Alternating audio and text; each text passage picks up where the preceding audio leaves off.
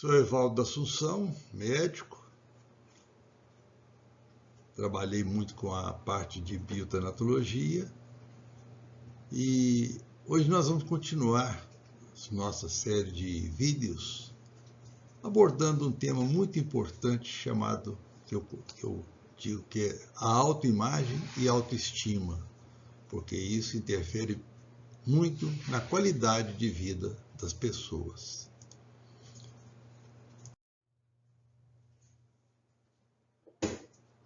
Na época atual, se cria, aliás, eu diria que não só na época atual, mas já há algum tempo, a criação dos jovens, ela é feita especificamente objetivando torná-la bastante competitiva, né, conquistando posições, sejam sociais, econômicas, ideais, e para isso os jovens são colocados, na medida do possível de cada família, em boas escolas, para que lá ela inicie toda a sua formação da maneira mais adequada.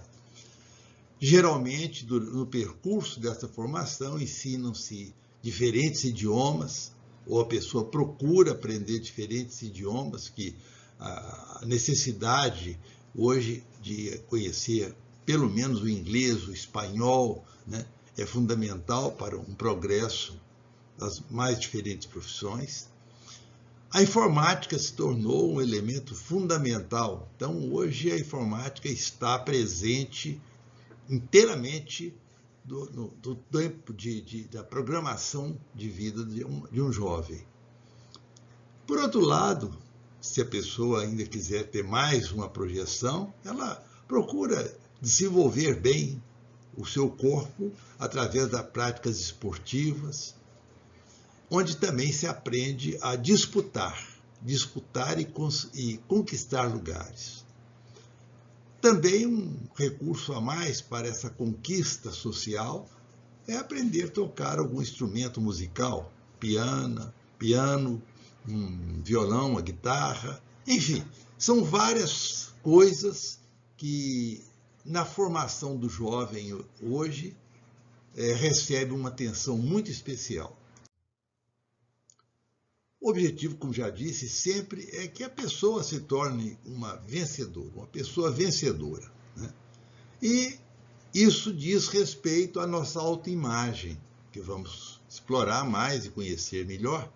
Mas a autoimagem é alguma coisa que todos nós temos, maior ou menor, mais intensa, menos intensa, mas ela sempre nos é necessária, porque é através da autoimagem que nós também vamos nos avaliando. Entretanto, ela é uma arma muito perigosa. Ela exige, né, que seja bem compreendida, bem modelada e, sobretudo, muito bem controlada.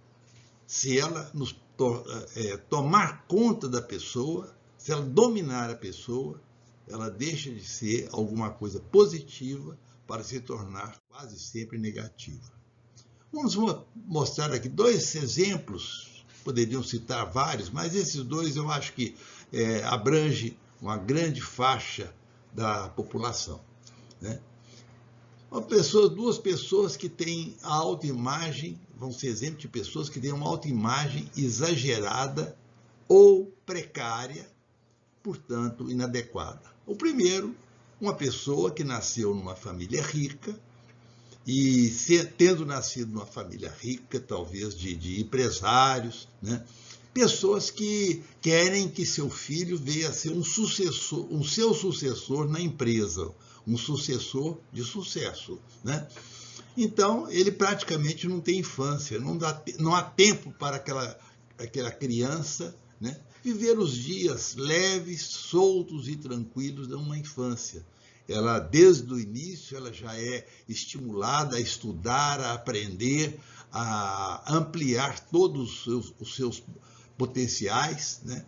Então, ela perde a sua infância e acaba também perdendo a juventude, porque a sua juventude passa a ser muito recheada de compromissos e obrigações, né, de aprendizados, de cursos, de atividades que sejam práticas, que venham trazer benefícios para ela no seu trabalho. E quando ela entra na condição de trabalhar, normalmente ela exige sempre o máximo de todos em redor de si e principalmente de si mesma. Ela quer simplesmente o máximo, não aceita, não faz concessões. Férias só tira de alguns dias, um bom descanso, talvez, um fim de semana numa praia, num sítio, mas, como alguns dizem, né, usando uma expressão inglesa, porque eu não gosto, né, time is money, ou seja, tempo é dinheiro. A pessoa não quer desperdiçar o seu tempo gastando, mas sim ganhando mais dinheiro. Com isso, a pessoa se torna pouco atraente para bons relacionamentos. Seus relacionamentos são sempre envolvidos por interesses profissionais ou financeiros. Seus relacionamentos mais soltos são fugazes. E ele cria uma imagem de todo-poderoso. Na medida que ele cresce, estou tomando um exemplo de uma pessoa que nasceu numa família rica, que tem talvez empresas, né? E ele então na empresa se torna recebe cargos de direção e sempre se torna extremamente exigente. E nessa exigência ele faz também muitos inimigos. Vamos virar agora a página e pegar outro exemplo, dessa vez de uma pessoa que nasceu numa família, vamos dizer, normal, com condições, mas não é uma família milionária. Então, essa pessoa tem, os pais têm uma boa condição financeira e ele não quer nada de se envolver com muitos compromissos. Então, nada de trabalho. Trabalhar, por enquanto, não. Vou aproveitar. Eu vejo como meu pai, minha mãe trabalham. Eu não quero nada com isso. Eu quero viver a vida e tirar tudo aquilo que eu posso dessa vida que eu tenho, custeada pelos bens da minha família. É uma pessoa que perde a noção de limites para os seus prazeres, não se preocupam com essa excessiva busca de prazer, se ele está prejudicando alguém, causando mal a outras pessoas. Essa pessoa, se ela por acaso vier a se casar, porque de um modo geral ela não quer compromissos mais firmes, mais duradouros, ela faz o casamento já por conveniência, ou seja, vai se casar com uma pessoa que também possa acrescentar coisas ao seu patrimônio e à sua vida, vamos dizer, de lazer e tranquilidade. E esses casamentos acabam durando pouco. Essa pessoa tem o que a gente chama de autoimagem do fracassado. O primeiro tinha a autoimagem do poderoso, né? Esse já tem uma imagem do fracassado. Ele acaba sempre se sentindo infeliz, porque os prazeres, por mais que sejam ampliados, cada vez se tornam menos prazerosos. Isso é uma realidade. Qual que é o possível futuro desses dois personagens, né? O primeiro, né, aquele que se julgava todo poderoso e estava sempre ocupado, lutando, batalhando para conseguir mais, ganhar mais, e acaba tendo um dia, tem um infarto, né, e acaba perdendo a vida precocemente.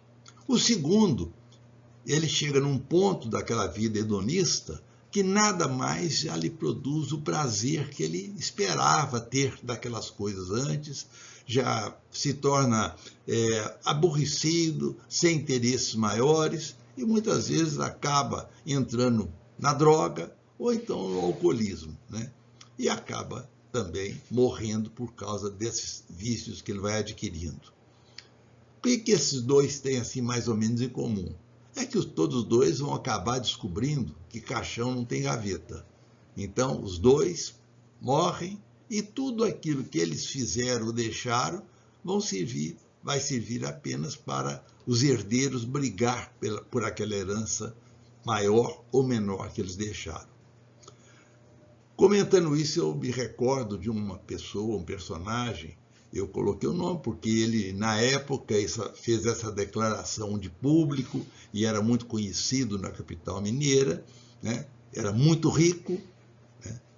Teve muitos problemas, muitos atritos, pessoas sofreram muito por causa dele, e quando ele estava já no final da sua vida, ele ele fez essa expressão que na época causou muita meditação em pessoas que o tinham assim como algum padrão de como viver ou como não viver. Ele dizia: eu fiz tudo pelo dinheiro, mas o dinheiro nunca fez nada por mim. E ele tinha fortunas, tendo sido considerado um dos homens mais ricos do estado. Mas existe também uma outra autoimagem, que não é nem do poderoso, nem do fracassado, mas é a imagem do intelectual, a autoimagem do intelectual. O que é a autoimagem do intelectual? Aquela pessoa muito inteligente, muitas vezes uma pessoa até superdotada, né? E que ela se volta a esse mundo da intelectualidade, nos mais diferentes ramos, né? E ele vive mais trancado em casa, na biblioteca, ou então no seu serviço, do qual ele tem dificuldade de se afastar. Ele nunca tem tempo para sua família. É uma pessoa que não tem muitos amigos, porque ele sendo inteligente, às vezes, como eu disse, superdotado, né? Ele não tem paciência com as pessoas mais incultas, pessoas que não podem acrescentar mais alguma coisa ao seu cabedal intelectual, e muitas vezes deixa essas pessoas falando sozinho e não consegue formar amizades verdadeiras. Ele não perde tempo com diversões, né? Ele não pensa, às vezes, nem em tirar férias, ele gosta as férias dele é ele poder trabalhar independentemente de outros compromissos nos seus projetos intelectuais. Essa pessoa geralmente é uma pessoa solitária, que está sempre só, né? E acaba se tornando depressivo. Em comum em todos eles, seja ele em qual aqueles tipos que eu apontei, né, como exemplo, todos eles querem eles têm, né, a autoimagem do sucesso, porque é o que eles querem ter sucesso, seja ele sucesso financeiro, seja ele sucesso social, seja ele sucesso intelectual. Eles estão em busca de alguma coisa que, na realidade, nunca é alcançada, porque sempre ele dá um passo à frente e tem mais dois por dar. Então, essas são pessoas que não têm uma qualidade de vida e que eu digo mesmo que, apesar de aparentar felicidade, é coisa que eles geralmente não têm. Eles buscam, procuram, sem alcançar. Então, vamos fazer uma visão mais ampla de quem vive, né, dependendo da sua autoimagem, que ela é exacerbada para ele se sentir um sucesso. São pessoas muito cortejadas exatamente pelo que ele acumula, aquele que não faz nada, que não trabalha, talvez seja um bom companheiro de conversa, de farra, né? Então, eles têm muita gente cortejando, mas, de um modo geral, são desprezados todas as vezes que não alcançam o sucesso que esperavam. Eles são conscientes e gostam, né, de bajulação. Adoram, né, ser bajulados, e os seus poucos amigos, né, são amigos bajuladores. Alguns são verdadeiros, mas sempre com a pitadazinha de bajulação, de palmas, de parabéns pelas suas vitórias. E isso faz com que essa pessoa amplie, hipertrofie a sua autoimagem, né, de uma pessoa de sucesso. Eles são perfeccionistas, insaciáveis, né? Nunca estão satisfeitos plenamente com aquilo que fez e acaba sendo pessoas infelizes. Um aspecto assim bem interessante, que é comum a eles, é não acreditarem em Deus. Eles são pessoas que não têm fé, não têm... Por quê? Eles se bastam. Eles dizem mesmo, eu não acredito em Deus, eu não preciso dele, tudo que eu faço sou eu que conquisto. Ou aquele que tem mais uma visão mais derrotista, ele pode falar assim, Deus não vai fazer nada por mim. Então, a figura de Deus é inexistente. E esse, no meu julgamento pessoal, eu acho que é uma das causas da infelicidade dessas pessoas. Porque nós somos seres físicos, mentais e espirituais. Se nós alimentamos a nossa parte física, alimentamos a nossa parte mental, mas não damos qualquer atenção à parte espiritual, uma coisa fica faltando, né? São pessoas, essas pessoas todas afirmam que não tem medo da morte, né? Não, porque morte é fim de tudo, acabou, não tem problema nenhum, eu já fiz o que eu tinha de fazer, eu não consegui nada mesmo, então morrer não tem problema nenhum. Mas, curiosamente, ou mais ainda, eu vou te falar, paradoxalmente, são pessoas que temem profundamente a morte, porque eles têm aquela certeza interior de que ela não está nem aí com os seus valores. Não adianta ele ser rico, ser pobre, ser inteligente, ser culto demais, nada. A morte, quando chegar, vai levá-lo, querendo ou não querendo, e vai privá-lo de todos aqueles benefícios que eles acham que conquistaram, ou aqueles benefícios que eles queriam ter conquistado e não conquistaram. Por isso, eles estão, de um modo geral, muito angustiados interiormente, né, pelo medo de perder essa autoimagem, que para ele praticamente é a sua própria essência, né? E eles se consideram assim insubstituíveis. E como nesse mundo não tem ninguém que seja insubstituível, ele acaba um dia descobrindo isso e o fracasso vem em cima. Como disse, são pessoas que, querendo ou não, né, não quer muita conversa sobre essa senhora que a gente chama da Dona Morte. Eu represento aí de uma maneira bem trágica, mas ela não é isso aí. Nós já falamos isso em vídeo anterior, mas só para ressaltar. Então, eles acabam um dia descobrindo, né, que eles vão para o paraíso dos insubstituíveis, que é o cemitério.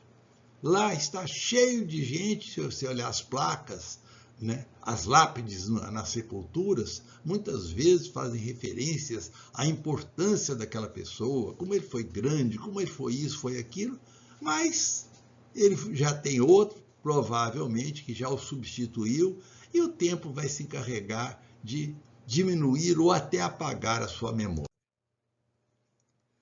Aqueles que, no fundo, reconhecem que não são vencedores, esses são aqueles que têm a autoimagem do derrotado, né? É pior do que aquele segundo personagem que eu apresentei mais atrás, porque esses são aqueles que eles não fazem nada porque eles acham que tudo que eles fazem não dá certo. Então, quanto mais ele se sente, né, um derrotado, mais ele mesmo está se derrotando. É uma coisa curiosa. Quem é o nosso maior inimigo, que nos derrota, né, e nos levam, induzem e conduzem para as derrotas, somos nós mesmos. Porque para você conseguir alguma coisa, você tem que acreditar em você mesmo. E quem tem a autoimagem do derrotado, ele sempre fala, eu não dou conta, eu não sou capaz disso, e acaba sendo nocauteado pela vida. Geralmente, a autoimagem, ela tem sempre início na infância e na juventude. Como é que ela tem início? A autoimagem do derrotado, ela é a mais didática para a gente conversar. Porque, de um modo geral, são vítimas dos próprios pais e dos professores, que cobram demais daquela pessoa, daquela criança, daquele jovem, e até humilham essa pessoa. Burro, você é muito burro, você não aprende. Às vezes a pessoa está tendo dificuldade. Tem pessoas que às vezes não aprendem até por uma deficiência visual que ninguém percebeu que ela possuía aquela deficiência visual, né? Outras pessoas precisam de um cuidado, uma forma melhor para poder ensiná-las. Mas as pessoas, ao invés de ajudá-las, ao invés de dar a mão, dar as mãos para elas, nada, eles criticam, né? Tudo que ela faz de errado sempre tem que ser apontado. Aí, você não faz nada errado, certo? Olha, você já fez tudo errado. E com isso, vão criando aquela autoimagem na pessoa de que ele é incapaz, ele é incompetente e ele é realmente um derrotado. E quando a pessoa introjeta essa imagem, que ela joga para dentro de si mesma, a autoimagem de que ela é totalmente incapaz, incompetente, não serve para nada, a vida dela se torna por demais solitária, amarga e com más consequências. E como vivem essas pessoas que se sentem derrotadas? Geralmente são mal-humoradas, né? E a gente até compreende elas serem mal-humoradas, porque elas têm tanto uma autoimagem tão negativa de si próprias que ela não tem como ser uma pessoa bem-humorada. Outras recorrem a culpas, a coisas inexistentes. Ah, isso é culpa do meu karma, ou é o meu destino que faz eu ser fracassado. Ora, se é uma força superior que te impede de ter sucesso nas suas coisas, infelizmente você não vai ter jeito, não. Realmente você vai ser um fracassado. Então, karma, destino, eu falo que eu particularmente não acredito.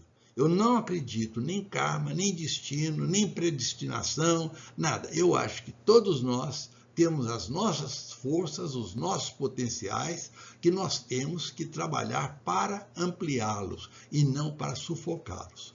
Nós vamos ver tudo isso depois quando falarmos, né, da autoestima. Essas pessoas, de um modo geral, né, elas não assumem responsabilidade por nada.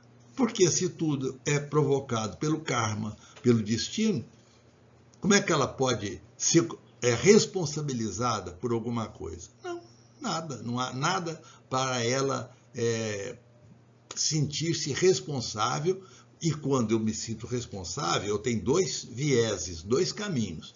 Ou eu posso me afogar, né, nesse peso da responsabilidade, que eu não presto, não vale nada, né? Ou então eu posso pegar, desleixar as coisas e não reagir, né? E ficar para não, isso aí é coisa do karma, do destino, eu não posso fazer nada. Enfim, são pessoas que se sentem como coitadinhos, né? E o pior, o mundo é cheio de adoradores de coitadinhos. Tem pessoas que vê uma pessoa dessa, coitadinha, ela podia ter sido melhor educada, podia ter sido isso, podia ter sido aquilo. Então ela quer dar colinho para ela. Há momentos, sim, que ele é importante, mas não sempre. Então, porque essas pessoas, eu digo que elas são maus atores que representam papéis que lhes impuseram e elas não conseguem se desvencilhar desses papéis. Elas não entendem que elas podem e devem ser os autores e não os atores passivos de sua própria história. Quer dizer, eu sempre bato no ponto que é importante você nunca deixar pessoas, seja elas as quais forem, né, escreverem a sua história. Eu quero escrever a minha história. Eu quero ser aquilo que eu posso e quero ser. Então, esse é o grande problema do derrotado. Ele não acredita nisso e ele sempre prefere ser um ator que está representando papéis que não foram eles que escreveram, mas, pelo contrário, lhe impuseram e ele aceitou passivamente. Essas pessoas, infelizmente, acabam com destino bem ruim. Algumas recorrem ao álcool, né, à bebida alcoólica, para, vamos dizer, compensar, né, o seu sofrimento ou para se anestesiar dos seus sofrimentos. Ou outros vão mais longe, entram para as drogas agravam mais o seu quadro e muitas vezes essas pessoas acabam atingindo um ponto tão crítico que elas acabam se matando. Eu digo que o álcool e a droga, para essas pessoas, são aquilo que eu chamo do equivalente suicida. Ou seja, enquanto ela não teve a coragem, né, entre aspas, né, de se matar, ela vai se matando lentamente com drogas, com álcool e outras coisas que podem anestesiá-la temporariamente e, num determinado momento, fazê-lo definitivamente. Bom, como a gente pode definir a autoimagem? A autoimagem é uma construção virtual. É virtual, ela não existe, mas nós construímos dentro de nós, né? E essa imagem ela é construída fruto de toda uma história de vida, daquelas intervenções que nós já falamos, que a pessoa constantemente é chamada, você é isso, você é aquilo, e acaba ela se tornando um fracassado. Mas também tem aquela pessoa cuja autoimagem é a autoimagem que eu chamo, né, didaticamente, de positiva. Então a pessoa é aquela que foi também, né, atuado sobre ela com elogios, com estímulos, e todos esses elogios e estímulos foram fazendo com que a sua autoimagem se hipertrofiasse. Né? Então, aí nós temos duas pessoas diferentes que nós já mostramos. Uma pessoa que todas as influências sobre ela foram positivas, e ela então acabou se sentindo inteligente, se sentia trabalhadora, né? Achava-se bonita, e com isso ela progredia dentro dessas formas. Ou então, ao contrário, né? Ela se abatia porque foi chamada de burra, preguiçosa, feia. Né? Então, com tudo isso, essa é a forma que eu falo, que a nossa história vai sendo escrita pelos outros. Nós somos atores, mas devemos ser atores de nossa própria autoria. Nós devemos receber os scripts que os outros nos apresentam, mas não deixando que eles nos dominem. Mas, pelo contrário, nós devemos ter a consciência de que eles existem e que nós é que temos que dominar essa história. Sobre o suicídio, eu já tenho palestra já feita, né, e vídeos sobre a questão do suicídio, mas ressaltar um pouquinho um detalhe que é interessante. Muitas pessoas pensam que a pessoa que suicida está matando a si própria porque ela se matar. Ela não gosta de si própria. Não, não é ela se matando por isso, mas é porque ela quer eliminar a autoimagem que existe dentro dela e que foi sendo formada, crescendo, foi tomando conta e, de repente, ela passa a acreditar que a autoimagem que ela faz de si própria, né, é a sua própria pessoa. Então, ela quer matar a autoimagem, acaba matando a sua pessoa para tentar matar a autoimagem que ela não está tolerando mais.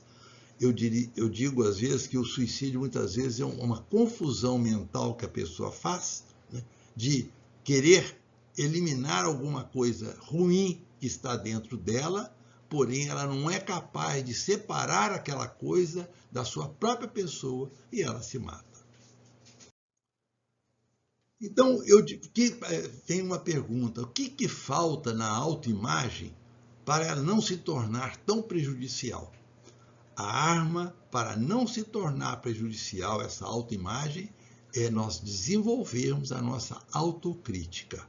A autocrítica, ela tem que ser muito bem controlada também.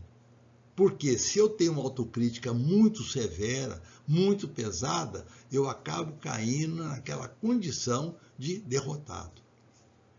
Se eu tenho uma autocrítica muito displicente e aceita facilmente elogios e palmas, eu acabo me sentindo um super-homem, uma super-mulher. E com isso eu acabo agindo contra mim mesmo, porque eu não sou um super-homem. A mulher não é uma super-mulher, mas nós somos homens e mulheres que podem perfeitamente caminhar pela vida da melhor maneira possível, sem cair no barranco, no abismo do derrotismo, nem tampouco tentar subir nos píncaros das montanhas da glória e de lá um dia rolar, né, e perder tudo que conseguiu. E qual é o alimento da autoimagem? Olha que é curioso. A autoimagem, ela se alimenta da nossa autoestima. Quanto mais a autoimagem se hipertrofia, mais a nossa autoestima vai sendo devorada por ela. Essa figura da mitologia é muito interessante, né? Uma figura da mitologia que devorava seus próprios filhos.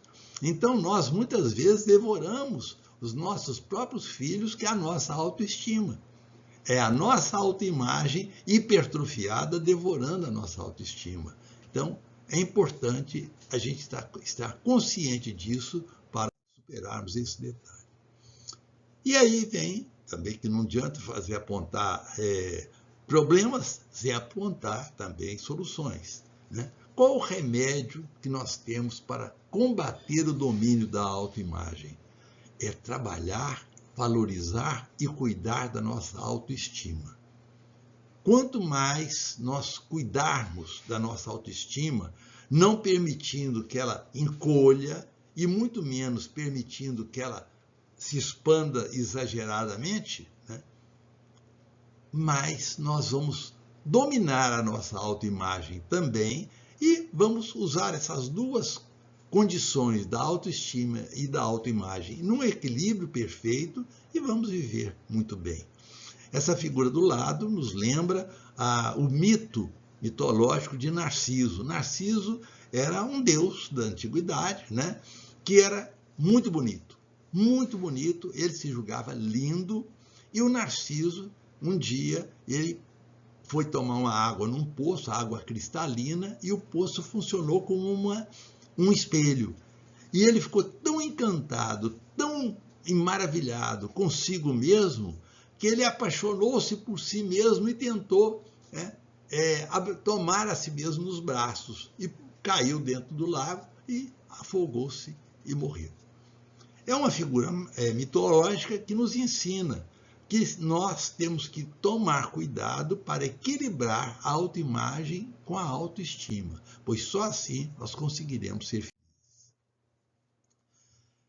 Para melhor conhecer a autoestima, vamos já chamar atenção para um ponto fundamental. A autoestima não é egoísmo. Muitas pessoas pensam que mas a pessoa que tem autoestima é uma pessoa egoísta. Sim, aquela pessoa que tem uma autoestima hipertrofiada, descontrolada, ela com certeza será um egoísta. Ela vai querer tudo para si. Ela é aquela figura da mitologia que comia, né, os seus próprios filhos. Quem tem autoestima gosta de si próprio. Ele se ama.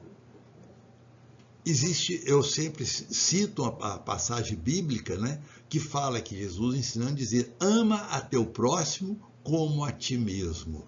E as pessoas, muitas vezes, não assimilam esse ensinamento como ele é. Ama teu próximo como a ti mesmo é você primeiro amar a si próprio. E quando você se amar, você será capaz de amar o seu próximo. Porque o amor que nós temos por nós mesmos, se ele é generoso, ele se espalha para as outras pessoas. E para isso é preciso que a gente procure constantemente se conhecer. Procurar ver. De vez em quando, eu gosto muito de dizer que o melhor psicólogo que eu conheço é o espelho. É você ir para frente do espelho, num quarto fechado, só você, e você conversar com você mesmo. Né? E perguntar: eu gosto de você? Você sou eu que está no espelho. Então, gosto de você? Né? E se eu gosto, o que eu devo fazer para que esse gostar seja benéfico para mim e para as pessoas que me cercam? Aí nós vamos começar a reconhecer as nossas qualidades, assim como vamos reconhecer os nossos defeitos. Quem conhece as suas qualidades tem que procurar conhecer também seus defeitos, as qualidades para aprimorá-las e os defeitos para corrigi-los. É preciso que a gente descubra as nossas potencialidades e quais são os meus limites. Eu falo assim, bom, eu sou muito poderoso, então eu vou pegar e vou dar um mergulho num lago, de cima de um monte, de tantos, né? Aí eu morro afogado, porque eu esqueci até de lembrar que eu não sabia nadar. Então, é preciso conhecer as suas potencialidades, mas também quais são os seus limites, e ficar sempre dentro dela. E outra coisa, nós temos uma qualidade que ela vem lá da infância, juntamente com nossa autoimagem, nossa autoestima, que vai sendo aprendida desde lá. Tem também uma coisa que eu chamo de resiliência. A resiliência é uma coisa importantíssima na nossa vida. O que é a resiliência? Nessa figura eu coloquei uma molazinha em espiral, porque ela é o exemplo nítido da resiliência. Resiliência é uma lei da física que mostra que quando você comprime um determinado material, se ele for material resiliente, quando você descomprimir ou cessar aquela pressão sobre ele, ele volta à sua forma normal. Então, a mola espiral é o melhor exemplo para isso. Se você apertar na sua mão, né, a mola espiral, achatá-la, ela vai ficar praticamente um arco só. Basta você tirar a pressão e ela, pela sua resiliência, se ela tiver resiliência, aquele metal tiver resiliência, ele vai voltar à sua forma original. Isso aplica-se em várias situações da vida, principalmente nas perdas. Quando nós sofremos perdas, sejam perdas pequenas, sejam perdas maiores, né, nós passamos por grandes sofrimentos. Há pessoas que falam, depois da morte de uma pessoa muito querida, minha vida não tem mais sentido. Essa pessoa precisa de estimular a sua resiliência, porque ela tem que trabalhar para que ela possa voltar à sua condição original antes daquela perda. A resiliência é aquela que nos devolve a nossa condição anterior, que é homeostática, quer dizer, aquela onde há homeostase, todo o meu organismo está bem equilibrado. Então, a resiliência é algo que nós devemos cultivar e aprimorar sempre. A autoestima, né, ela começa quando nós percebemos que, como eu mostrei no vídeo anterior sobre a vida, o início da vida, nós somos uma possibilidade entre 400 milhões de possibilidades que deu certo. Isso eu expliquei, quem tiver oportunidade, assista o vídeo Pensando sobre a Vida e a Morte, lá vai estar isso explicado, mas, resumidamente, para que eu fosse gerado, 400 milhões de espermatozoides, números redondos, né, penetraram no útero da minha mãe, buscando um óvulo que estava lá numa das duas trompas, e lá esse óvulo vai fecundar. Então, um vai ser fecundado. Um espermatozoide, só um, é que vai fecundar aquele óvulo. Os outros 399.999.999 vão simplesmente desaparecer, vão morrer. Um fertilizou o óvulo, e esse um fertilizando o óvulo deu origem a mim. Portanto, eu era uma possibilidade no meio daqueles milhões de espermatozoides, cada um levando uma carga genética diferente. E aquele que fecundou o óvulo deu ao novo ser, né, metade da sua carga genética, o óvulo deu a outra metade, e aí eu me tornei quem eu sou. Então, isso é muito importante, porque nos dá uma autoestima muito grande e uma noção de responsabilidade muito grande. Porque por que fui eu o escolhido para ser aquele espermatozoide que fecundou aquele óvulo? Só Deus, o Criador, é que pode me falar isso. E aqui nós temos que conjecturar que, de qualquer forma, há uma expectativa grande de que eu corresponda a essa vantagem enorme que eu tive. Amar a si próprio, né? Muitas pessoas confundem, não entendem bem, mas vamos dizer, o que significa amar a si próprio? Essa autoestima é respeitar a si mesmo, mas também respeitando os outros. Autoestima é você aceitar-se a si mesmo, mas também aceitar os outros como eles são. Você aceitou a si mesmo como você é, sabendo que você pode se modelar, pode melhorar. Você também tem que aceitar o outro, sabendo que o outro está nas suas limitações, mas ele também pode, se você ajudar, alcançar níveis melhores. Então, ajudar-se sempre a si mesmo e ajudar aos outros, tudo isso, né, forma o conjunto que é a autoestima. Falei em ajudar os outros, aproveito para uma observação que eu acho importante. Muitas pessoas falam assim, eu tento ajudar os outros, mas a pessoa não quer nada, não faz nada que a gente fala. Uma coisa que eu aprendi e é muito importante, que só se ajuda quem quer ser ajudado. Uma pessoa que você vai ajudar em qualquer circunstância, qualquer situação, de qualquer forma, e ela demonstra que ela não está querendo, que ela não está interessada em ser ajudada, não perca tempo com ela. Você pode sim e deve dizer, olha fulano, eu estou à sua disposição para a hora que você quiser, nós conversarmos, eu procurar te ajudar. Mas quando você quiser e não quando eu quiser. Eu estarei disponível sempre. E você decide quando que você vai querer, se vai querer. Então, lembre-se sempre disso para não gastar seu tempo tentando ajudar quem não quer ser ajudado. Quem não quer ser ajudado vai ter que dar muita cabeçada até descobrir que ele precisa de ajuda. A autoestima também tem um outro aspecto que é o desapego. Para a gente se tornar desapegado, nós precisamos nos desvencilhar do consumismo.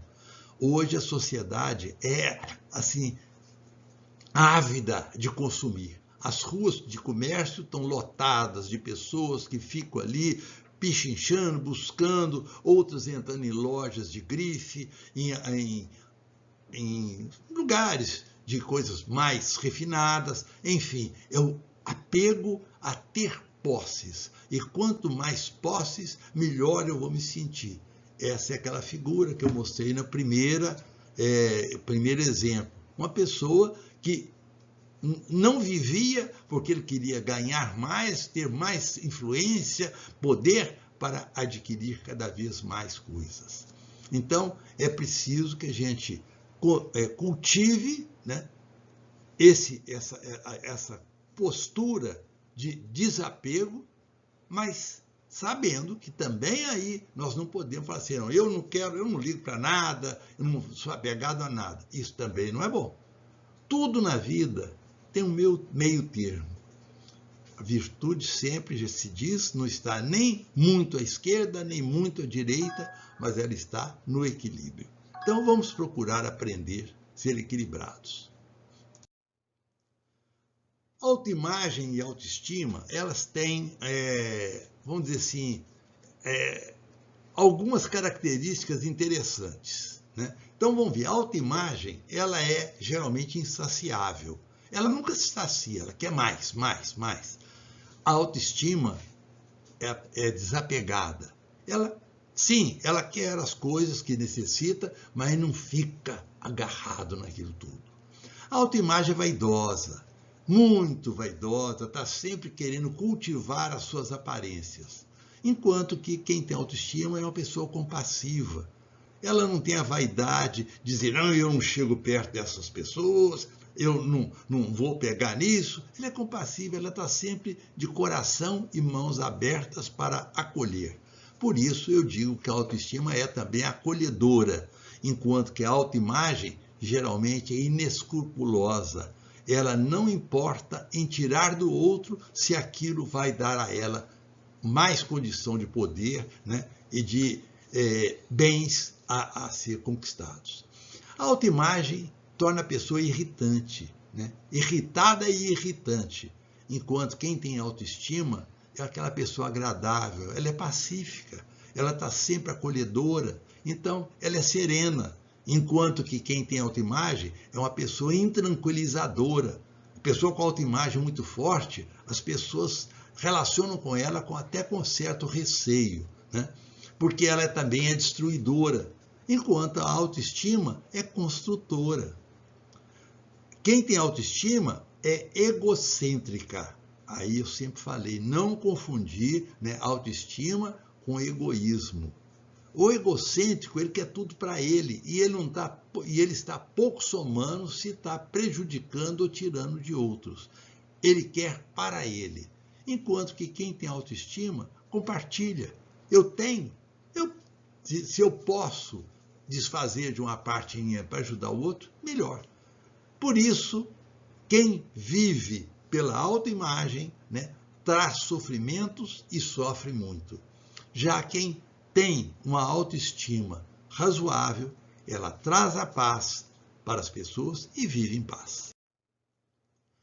Então, não confundir a autoestima com egoísmo, né? Vamos ressaltar, eu bato muito, eu estou repetitivo, mas é para realmente ficar bem marcado. O egoísta que sempre quer tudo para si próprio. Ele é apegado, ele acha que sabe de tudo, ele é o dono do mundo.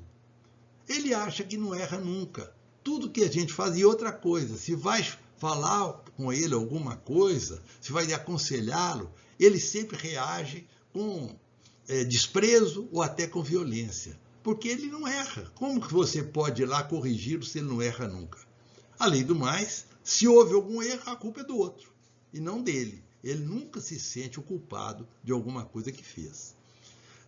Tem comportamentos extremamente egoístas, já que ele é um egoísta. Ele sentou à mesa no de refeição, se tem outras pessoas, ele é o primeiro a querer se servir. Ele quer sempre o melhor pedaço para ele. A melhor parte deve ser sempre para ele. Então, é uma pessoa que é desagradável, né?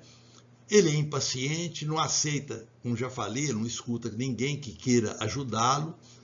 Soberbo, acha que sempre ele é uma pessoa superior aos outros. Se ofende demais quando recebe um não, porque ele quer sempre ouvir um sim. Então, quando eu escuto um não, não ficou bom, não gostou. Ele tem dificuldade de aprendizado. Ele não aprende, porque para aprender nós temos que estar de mente e coração abertos. Se nós não abrimos nossa mente, nosso coração e nossos olhos, nós não vamos aprender nada. E aí, aquela pessoa se frustra muitas vezes porque faltou a ela algum conhecimento para resolver algum problema, e aí ele reage com grosseria, até com quem quis ajudá-lo. E fala, você devia ter me ajudado, você devia ter me mostrado isso. Ela se esquece que lá atrás você tentou ajudá-la e ela falou que não queria ajuda, não precisava de ajuda. Então o egoísta, né, é uma coisa interessante, ele não tem autoestima, porque ele não se ama. Ele às vezes até se detesta.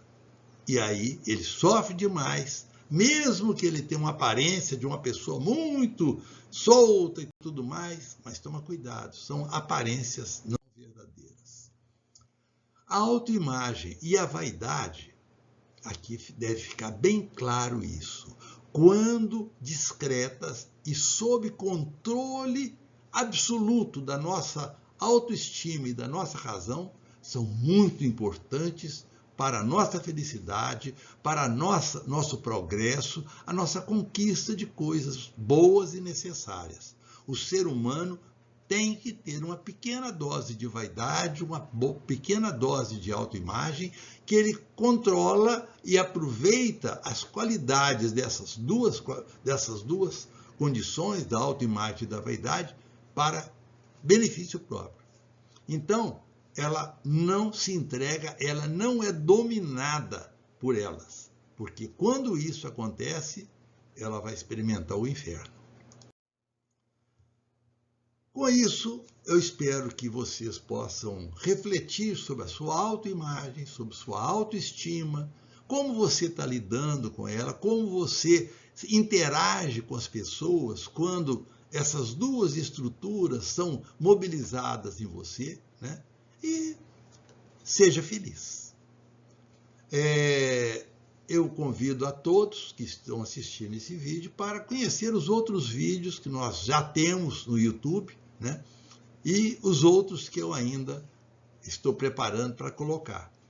Vocês vão encontrar, eu tenho uma playlist lá no YouTube que chama Em Busca de Paz, Crescimento e Harmonia Física, Mental e Espiritual.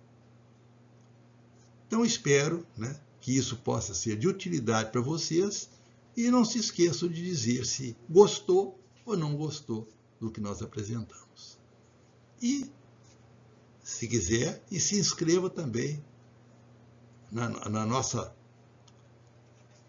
página do YouTube, né?